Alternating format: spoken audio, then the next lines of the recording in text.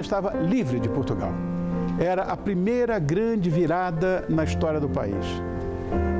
O Brasil declarava sua autonomia política e passava do domínio português ao do novo imperador, como retrata esse filme Independência ou Morte, de 1972, que eu vi 4 vezes, protagonizado por Tarcísio Meira e dirigido pelo Carlos Coimbra. Olha que coisa bonita.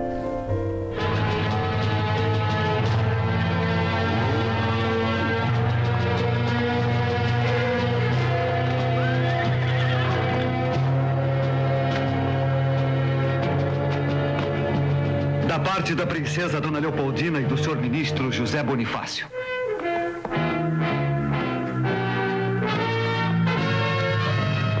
De Portugal nada mais temos a esperar, senão escravidão e horrores. Decida-se, Vossa Alteza, o quanto antes, porque em resoluções e medidas de água morna para nada mais servem. Cada momento perdido é uma desgraça. Só há 2 caminhos a seguir: partir para Portugal e entregar-se prisioneiro das cortes, ou ficar no Brasil e proclamar a independência. Todos em forma! Sai, canalhas, parasitas, cachorros! O que é que aqueles imbecis estão pensando? Eles querem e terão a sua conta. Em forma! As cortes de Portugal querem nos escravizar. De hoje em diante, as nossas relações estão cortadas. Eu nada mais quero do governo de Lisboa. Nenhum laço nos une mais. Pelo meu sangue, pela minha honra e pelo meu Deus, juro promover a independência do Brasil. Independência ou morte!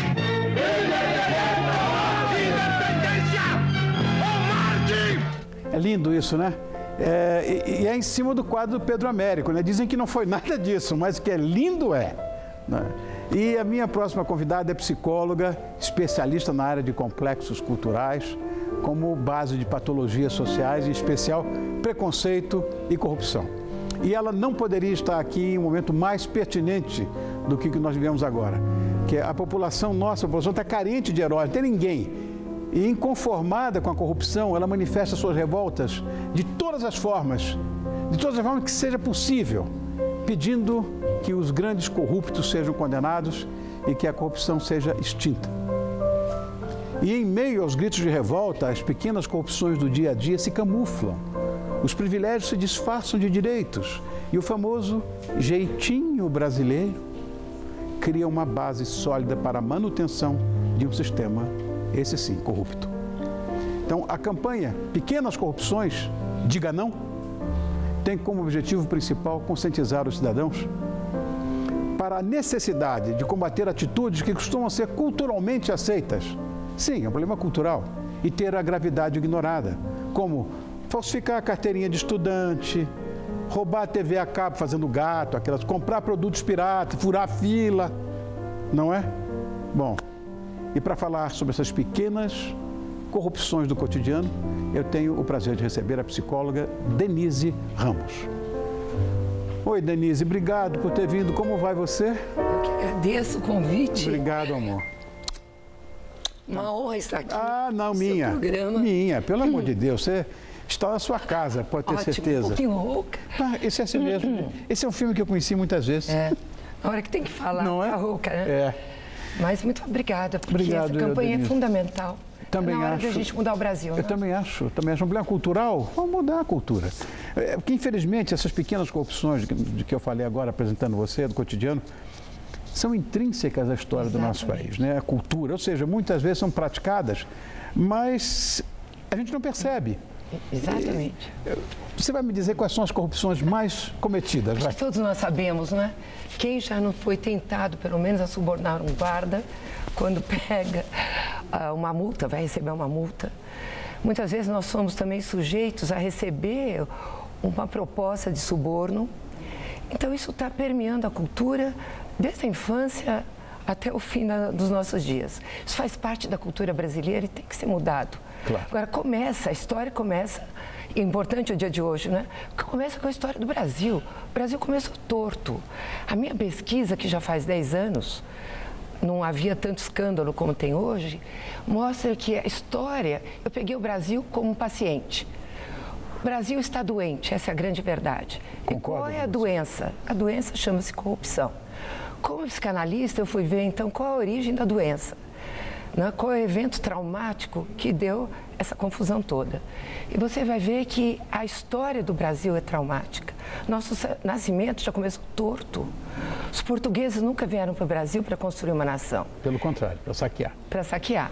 Então, o primeiro brasileiro que nasce, não índio, é bastardo, porque é filho de um português rejeitado pela corte e também rejeitado pela tribo. Então, ele ficou sem pai e sem mãe. Nós brasileiros não temos o mito do herói, não tem pai nem mãe, é uma nação sem pai nem mãe. Então nós temos que, a partir daí, juntos, né, como uma fraternidade poderosa, mudar o país. Está na hora. Também acho. Denise, a desonestidade de uma pessoa corrupta, muitas vezes, ou quase sempre, pode ser confundida com o famoso jeitinho brasileiro, certo, que eu pessoalmente detesto. Que consiste na ideia de que é sempre precisar levar vantagem em tudo, como era a lei de Gerson, que era a propaganda de um cigarro, você lembra? É por isso que ela passa despercebida? Ela passa desapercebida, a pessoa não percebe que está sendo corrupto. Quando você fala, bom, se você vai subornar um guarda, se tentar subornar, você está fazendo um ato de corrupção, a pessoa leva um susto. Então, acho que a gente tem que fazer uma discriminação entre a corrupção dos bandidos, que estão aí no nível mais político do poder, e as pequenas corrupções. Mas é nas pequenas corrupções que a gente tem que intervir, porque isso cria uma inconsciência muito grande do mal que nós fazemos a nós mesmos e ao outro. Agora, eu percebo que no Brasil, nós brasileiros, temos um complexo de inferioridade terrível. E na nossa pesquisa, que já faz 10 anos que nós estamos vendo isso, o brasileiro sofre de um complexo de inferioridade. A partir daí, é muito fácil você corromper uma pessoa. Porque se eu não tenho autoestima, se eu não valorizo aquilo que eu sou e aquilo que eu faço, é muito fácil eu ser subornada. Agora, se eu tenho autoestima, eu fico indignado e ofendido se alguém me oferece dinheiro para fazer algo legal. Então, a autoestima é fundamental. Quer dizer, eu estou vendo, inclusive, de você, uma visão absolutamente técnica. Exatamente. Porque você, este é o seu ofício, né? Estudar a cabeça das pessoas. Isso. E eu acho que é por aí mesmo, viu? Essa coisa do brasileiro se sentir sempre diminuído, menorzinho, todo mundo é grande, mas nós somos pequenos, é o país do futuro, esse futuro não chega nunca. Eu concordo mesmo, porque tem umas bobagens, por exemplo, essa coisa de furar fila, que é muito comum aqui no Brasil, né? Estacionar numa vaga preferencial, vaga de cadeirante, vaga de idoso, o cara para o carro ali e acabou. Isso eu acho que é mais uma falta de cidadania, de educação, do que propriamente, sei lá, estamos falando de corrupção. Também é. Mas o que você acha que diferencia a corrupção do desrespeito? Corrupção é todo comportamento que visa tirar vantagem sobre o outro. Então, se eu paro numa vaga proibida, que é de um idoso... Isso é corrupção? É corrupção. Não é desrespeito? As fronteiras são muito muito pequenas. As duas coisas juntas. Porque quando eu proponho um suborno, eu estou desrespeitando a integridade, a moral do outro. Eu inferiorizo o outro. Eu posso comprar você. Meu dinheiro compra você. E quando a pessoa aceita o dinheiro, que ótimo, eu vou ter um dinheiro a mais, mas na verdade a autoestima dela vai pro brejo. A pessoa se sente muito mal.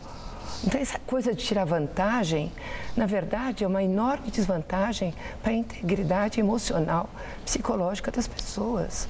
Isso tem que ser mudado. Eu nunca pensei sobre esse prisma, mas acho que pode ser, Denise. Então o Brasil tem 2 eventos traumáticos que é muito importante. O nosso mito de origem, que é uma catástrofe, e a escravidão, que marca outro trauma.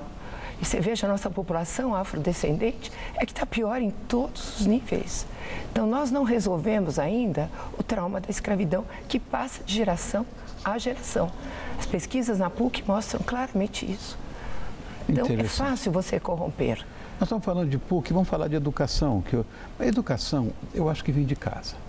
Também. Claro que o colégio dá uma ajuda, mas se os pais cometem, vamos dizer, pequenas infrações, ensinam aos filhos isso, que o filho copia o pai. Sem dúvida.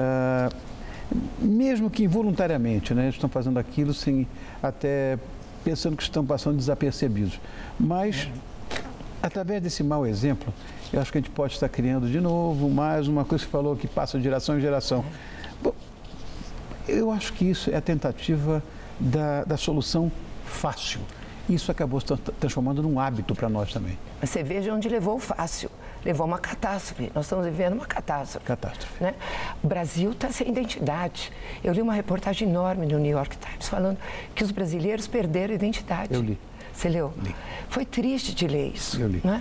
E agora, quando você vai para o exterior e você diz que é brasileiro, a gente tem má fama. É uma vergonha nacional. Não é? As pessoas pensam que o brasileiro já vai para roubar, para tirar vantagem, é o famoso malandro. As crianças já incorporaram, por exemplo, aquele personagem terrível do Walt Disney, que é o Zé Carioca, que é um malandro. O Walt Disney já impingiu sobre nós uma figura de brasileiro distorcido. E isso continua. As crianças leem aquele gibi e pensam que ser brasileiro é isso. É legal ser malandro, não é? Engraçado que, teoricamente, os representantes do nosso país estão lá na Ilha da Fantasia, estão lá em Brasília. E é lá que é mais conhecida e mais cometida a corrupção do país. Eu estava falando agora há pouco, nosso país não tem ídolos, não tem heróis em que a população deva se espelhar. Isso. Será que é o que falta mesmo? Não estou falando da figura messiânica, não é isso. Entendi. Figuras heróicas, você vê no Canadá, você vai no Canadá, está cheio de estátuas de heróis que revolucionaram a pátria, fundaram os princípios éticos da pátria. Nós não temos e não vamos ter. Então nós temos que partir dessa situação. Unidos, nós crianças, órfãos, temos que fazer uma revolução. E acho essa campanha fundamental para começar a transformar e mudar a história do Brasil. Sem dúvida, sem dúvida. Nós falamos de heróis. Você passa numa praça, por exemplo, e vê lá o Marechal Deodoro, que era o homem de confiança de Pedro II. Não que eu seja monarquista, mas nós vivíamos numa época, vamos dizer, menos corrupta. O mais chegado amigo de Pedro de Alcântara vai para uma praça, levanta uma espada e diz: está proclamada a República. Estava. Quer dizer, isso é traição com o amigo. Que outro fizesse, mas não ele. É um herói. Está cheio de ruas com o nome dele, tudo. Me perdoe quem for descendente dele, mas essa é a minha opinião. E a gente vive também num momento em que se fala muito de que a população não aguenta mais, que não tem heróis, que a naturalização da corrupção, como você falou. Eu tenho filho que mora fora do Brasil e, de fato, a imagem do Brasil é essa que você falou. As pessoas se assustam quando você diz que é brasileiro. Você pode estar com o seu melhor terno azul marinho, sua camisa passadinha e tudo, mas esse deve ser um malandro, mas é malandro. Eu tenho experiências terríveis. As pessoas, quando eu dou uma palestra no exterior, mas você é brasileira mesmo? Se pensa no Brasil? Eu vi isso. Você pensa. Obrigado, Denise. Eu que agradeço. Obrigado de coração. Denise Ramos, psicóloga e, na verdade, a moça que está mostrando isso aqui. Pequenas corrupções. Diga não. Você pode cessar contra a corrupção. Obrigado, meu amor. Eu que agradeço.